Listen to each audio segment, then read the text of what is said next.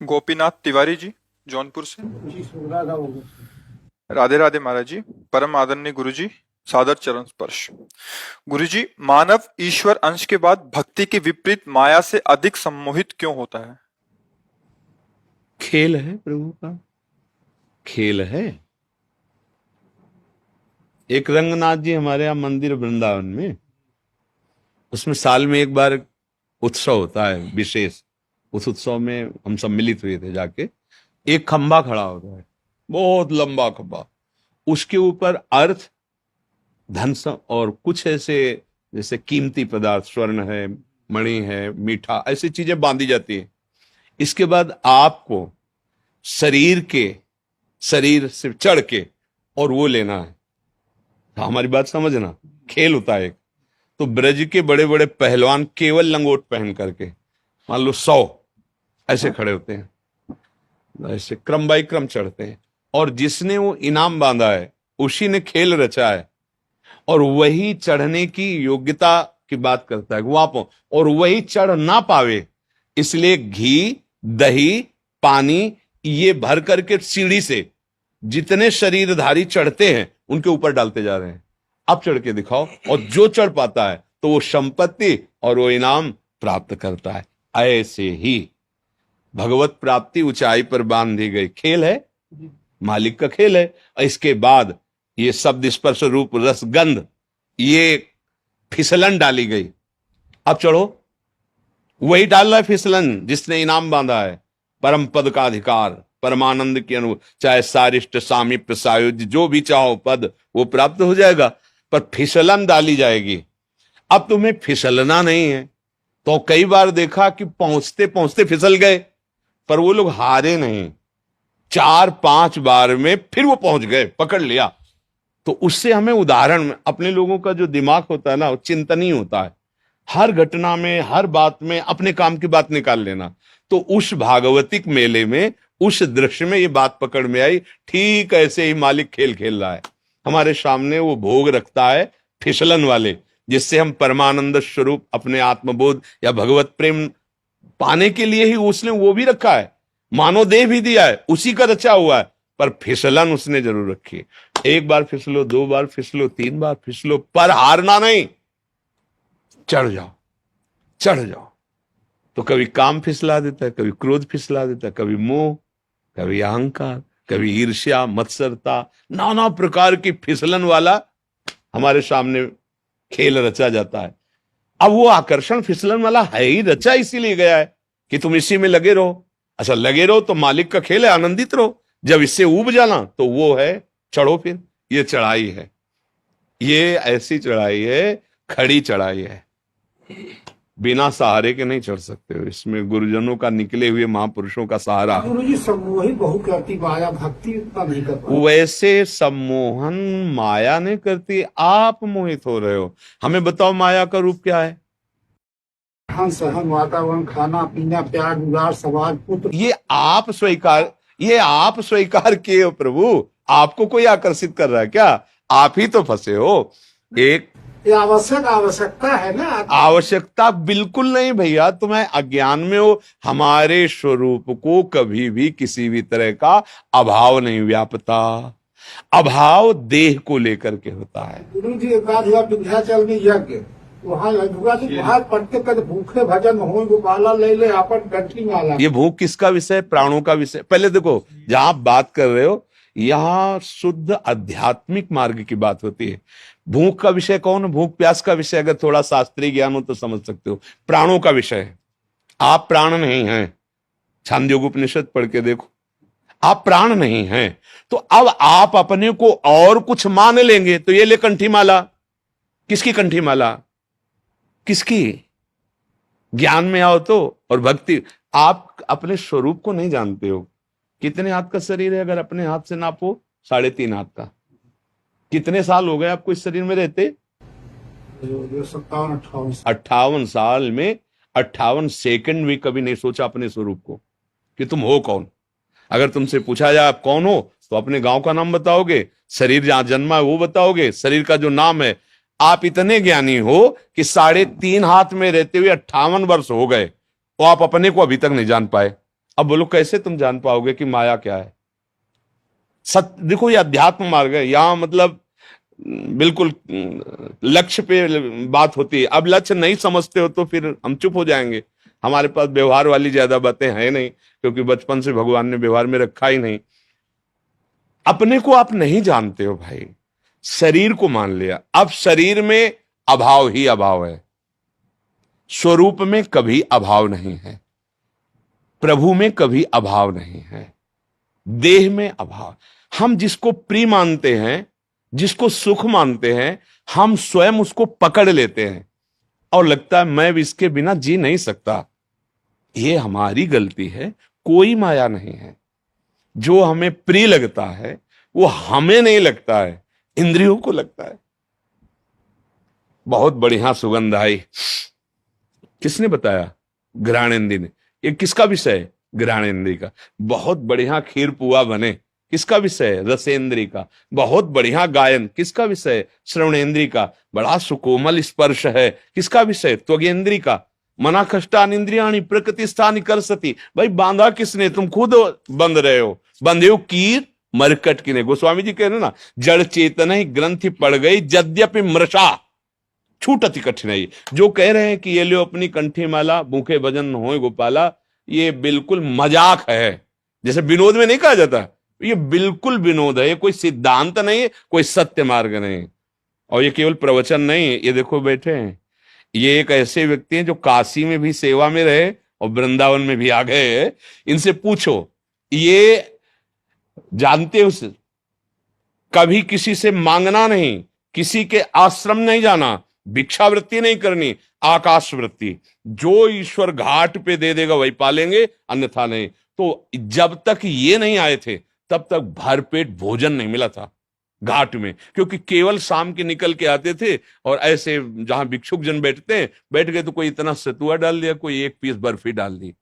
और किसी किसी दिन नहीं भी मिला, गंगा जल पान। वहां थोड़ी है कि लियो अपनी कंठी माला। 13 वर्ष की अवस्था से बाबा जी बन के निकले तो ऐसा थोड़ी कि साथ में हमारे रसोईया चलता रहा है। कंठी माला कभी एक बार भी नहीं आया कि घर लौट चले, कभी एक बार भी नहीं आया। ये कैसे कह रहे हो कि लो अपनी कंठी? अरे गर्दन उतार दी जाए तो भी नहीं होगा ये लो अपनी का। ये उनकी बात है जो विषयों का बैलेंस बना के चलते हैं, परमार्थ को नहीं जानते हैं। ऐसा कैसे हो सकता है कि हम प्रभु के मार्ग में चले? लो अपनी कंठी माला मतलब सुख वांछा, देह भाव, इंद्री पोषण, ये एक मजाक में कहा जाता है। एक मजाक में जैसे कुछ शब्द बोले, ये सिद्धांत नहीं कहा जाता है। अपने को देह मानकर, मनुष्य मानकर भोगों में फंसा हुआ व्यक्ति आध्यात्मिक व्यक्ति है क्या? परमार्थिक व्यक्ति है क्या? वो तो विषयी है, दयाभिमानी है। कैसे समझोगे? अध्यात्म, अध्यात्म एक अलग क्षेत्र है। व्यवहार का जो आकर्षण है अलग से, हमारा माना हुआ आकर्षण। जैसे देखो, एक आदमी मांस खाता है, बहुत आनंदित होकर जाता है कि ये वाला दीजिए। और जैसे जो वैष्णव है, भगवत मार्ग के प्रतीक, जिन्होंने कभी, वो उस गली में जाते हुए घृणा करेंगे, लेकिन वो आदमी बड़े शौक से वहां जाएगा और नगद नगद पैसा देके कटवा के ताजा लाएगा। समझ रहे हो? एक आदमी वहां से जाता है तो घृणास्पद भाव लेके, कैसे इस गली से निकल जाऊं। और एक आदमी जाता है आनंदित होकर के उसमें। एक आदमी है जो अपने संयम और पवित्रता से, वो उस मार्ग से नहीं जाना जाएगा जहां मदिरा पी जा रही, जहां ऐसा। और एक आदमी है कि छीन झपट के पैसे लेके वहां पीता है जाकर। ये रुचियों की वैचित्रता है। कौन बांध रहा है तुम्हें? तुम ही तो बंधे हुए हो। ऐसे ही समस्त भोगों में कौन सा भोग ऐसा श्रेष्ठ है जो पवित्र और महान हो? हमें बताओ। सबसे ज्यादा चरम सीमा का भोग संसार में काम सुख रखा गया है। सब सुख एक तरफ और काम सुख एक तरफ। कहां से प्राप्त होता है काम सुख? मलमूत्र के भांड, शरीर के मलमूत्र के द्वारों से। कौन सी महानता है जहां स्पर्श करके रज लगा के धो, साबुन लगा के धो, उन अंगों की आखिरी सुख वृत्ति रखी गई है। कहां? आप विचार करके बताओ। सब मनुष्य शरीर में ही बैठे हो। ये तो अपने घर का जैसे सत्संग होता है वैसे बात हो रही। चरम सुख संसार का एक बात में है, चरम सुख काम, परस्पर भोगाकर्षण। इसके नीचे सब है।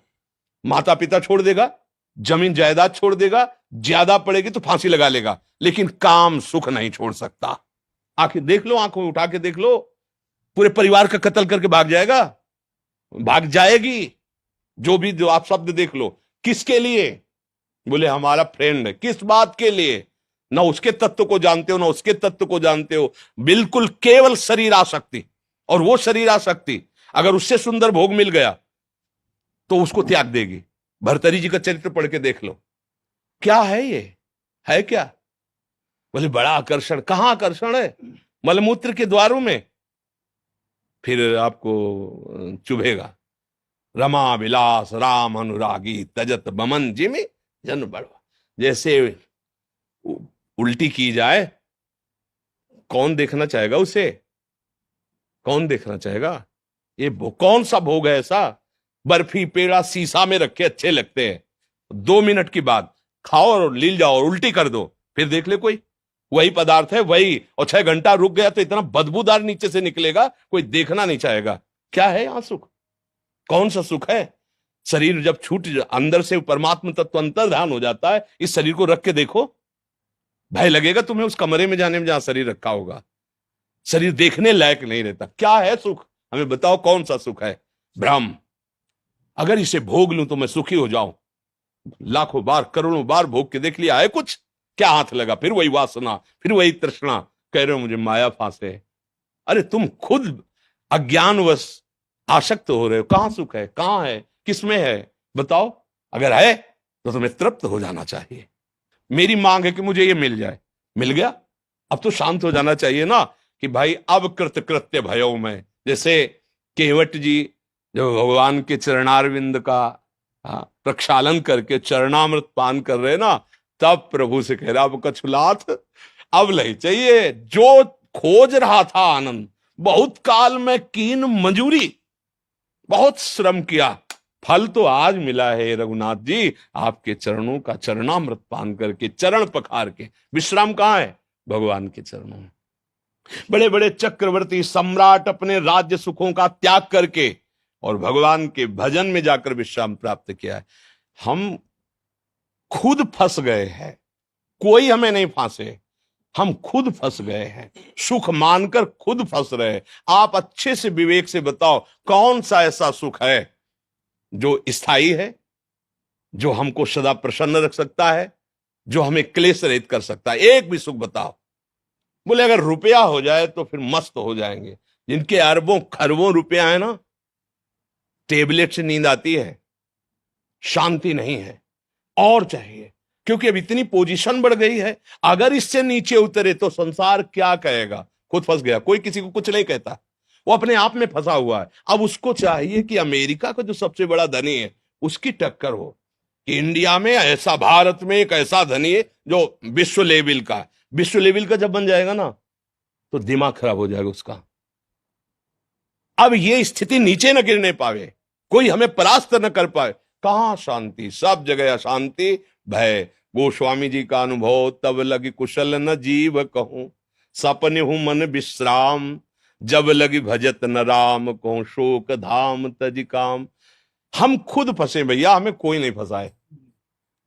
कोई अगर हमें फंसा सकता है तो हम खुद फंसे, हम ही फंसाने वाले, हम ही मुक्त होने वाले हैं।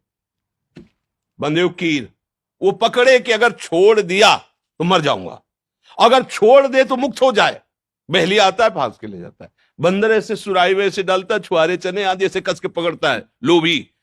अब उसने सोचा मुझे किसी ने पकड़ लिया, अगर वो छोड़ दे पदार्थ तो मुक्त है। लेकिन वो सोचता है अब वो पदार्थ छोड़ता, लगे उसको लगता है मुझे कोई आया एक डंडा मारा बांध के ले गया। ऐसे ही काल भगवान ये पदार्थ फेंक दिए हैं, शब्द स्पर्श रूप रसगंध, हम इनको भोगने में लगे हैं और लगता है कि अब मैं इनके बिना जी नहीं सकता और मैं बहुत फंस गया और कोई है माया जो मुझे फांसे हुए। जैसे वो बंदर सोचता है कोई बंधन जो मुझे पकड़ लिया है, कोई पकड़े नहीं।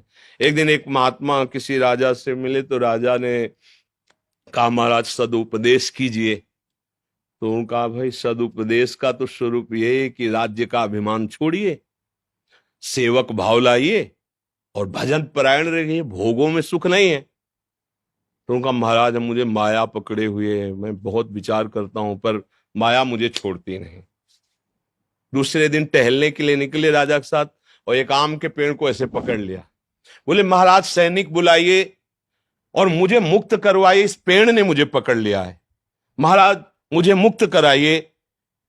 कहा महाराज आप तो ज्ञानी महात्मा है, ये जड़ पेड़ आपको कैसे पकड़ सकता है? आप चैतन्य हो, आपने खुद पकड़। बोले समझ में आ रहा है आपको? बोले महाराज वो तो स्पष्ट दिखाई दे रहा है, आप चैतन्य हो, पेड़ जड़ है, जड़ आपको कैसे? बोले हाँ, ये जड़ माया तुझ चैतन्य को नहीं पकड़ सकती, तूने पकड़ रखा है, तूने अपने को राजा मान रखा है, तू अपने बात समझो, कोई मुझे नहीं पकड़े। इसी भ्रम को नष्ट करने के लिए भगवान सत्संग देते हैं, शास्त्र स्वाध्याय की आज्ञा करते हैं। अगर आप सत्संग करें, स्वाध्याय करें, गुरुजनों के द्वारा दिए हुए नाम मंत्र आदि का जप करें तो बुद्धि पवित्र हो। इस भजन सारथी सुजाना, तो हमारी बुद्धि पवित्र हो तो अभी अभी हमें कोई नहीं बांधे हुए भैया, कोई नहीं। और जो कुछ भी है, जहां भी आनंद नजर आ रहा है वो प्रभु ही है, प्रभु के सिवा कोई नहीं, ये अनुभव में आ जाएगा। अब देखो हमारे पास परमार्थ और अध्यात्म के सिवा कुछ बात हमारे पास नहीं। हाँ कि हम तुम्हें जंतुर बांधे दे रहे हैं और हम तुम्हें आज से ये नहीं होगा, वो तो हम है राम कृष्ण हरि राधा राधा राधा, बस ये है।